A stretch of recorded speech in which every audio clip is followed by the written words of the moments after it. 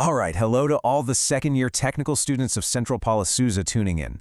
Today's explainer is breaking down Professor Rodrigo Navarro's 2025 methodology.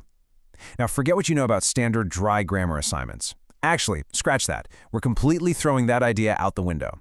We are going to treat this as an exciting linguistic mission where you get to decode the hidden layers of Brazilian music. We're literally going to turn your favorite tracks into the ultimate study guide. Let's get into it.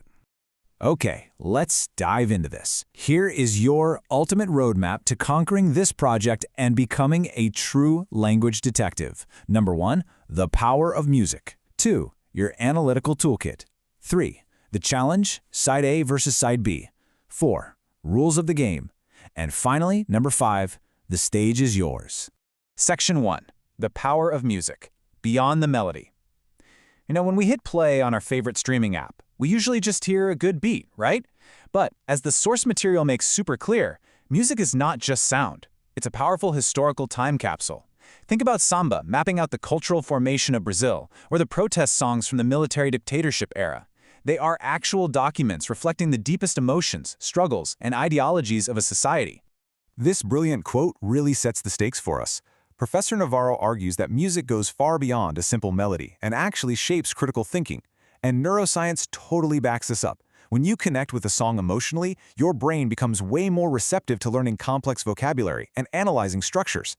So we're using music not just to pass a test, but to build critical citizens. It mobilizes your cognition, your emotion, and your memory, all at exactly the same time.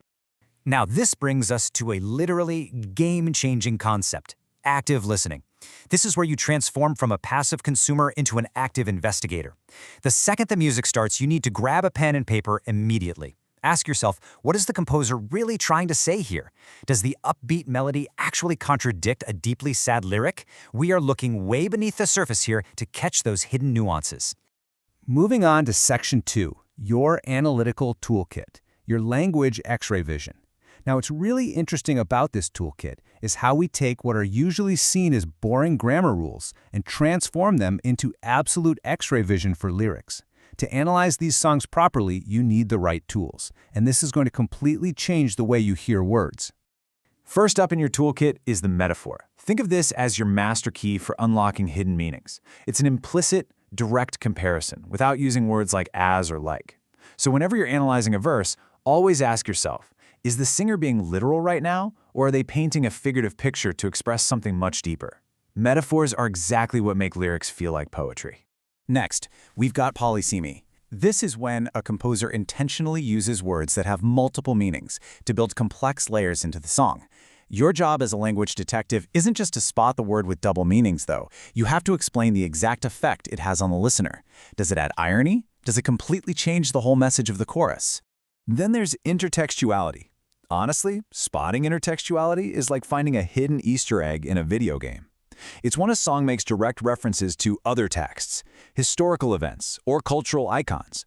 Identifying these connections is what ties the specific song you're listening to right back into the massive, diverse universe of Brazilian culture.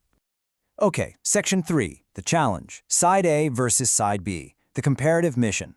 So the crucial point is that in this project, you won't just be looking at one song in isolation. Based on your official roll call number, you are going to be assigned 2 specific tracks, one from side A and one from side B. This is where the real analytical challenge begins. You're going to visually and analytically contrast your 2 tracks, Object A and Object B. Your mission is to find the bridges between them. What are their historical contexts? What are the stylistic differences in the vocabulary? How do the artists approach their themes differently? Basically, you are mapping out the DNA of both tracks and seeing how they interact. I mean, just look at the amazing diversity of these pairings. You might get iconic artists from the official YouTube playlists, like Tim Maia contrasted with Caetano Veloso, or the classic rock of Legião Urbana matched against the modern indie pop of TA. The combinations span decades and genres, meaning every single student will have a totally unique comparative journey. As you dive into these pairings, your goal is to find the patterns, the striking contradictions, and the cultural complementarities. Now, a quick but very important reminder from the source material: some songs might deal with tough societal issues or even outdated, prejudiced viewpoints. It is absolutely essential that you maintain absolute impartiality. You are there to evaluate the context critically, not to endorse the viewpoints. Stay objective. Section 4. Rules of the game. Strict methodological rules. And this brilliantly illustrates the academic boundaries required for the mission. This project isn't just putting on headphones and vibing to the music. It is a rigorous scientific investigation of the Portuguese language, which means we have to follow some very strict methodological rules to succeed. Your technical report needs a precise structure. It's basically a 5-step recipe. Start with your introduction and context. Move into the linguistic analysis. Then, execute your comparative confrontation between side A and B. Add your critical reflection, and finally, your conclusion with proper AB&T references. By breaking it down into these distinct actionable steps, the writing process feels super manageable. Now pay close attention here, because this is absolutely crucial. All reports must be entirely handwritten. No digital typing is accepted whatsoever. So get ready for some minor hand cramps, because physically writing things down dramatically aids your memory retention and organization of thought. Also, you've got to separate your personal taste from your objective analysis. You might absolutely hate the song you were assigned, but you can still write a brilliant, completely impartial academic analysis of it. Section 5. The stage is yours, the final boss. Let's move to and see how this builds into the grand finale of your project, the oral presentation.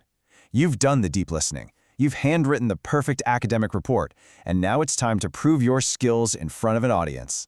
To make sure your stage presence matches the incredible depth of your written analysis, follow these rapid-fire practical tips.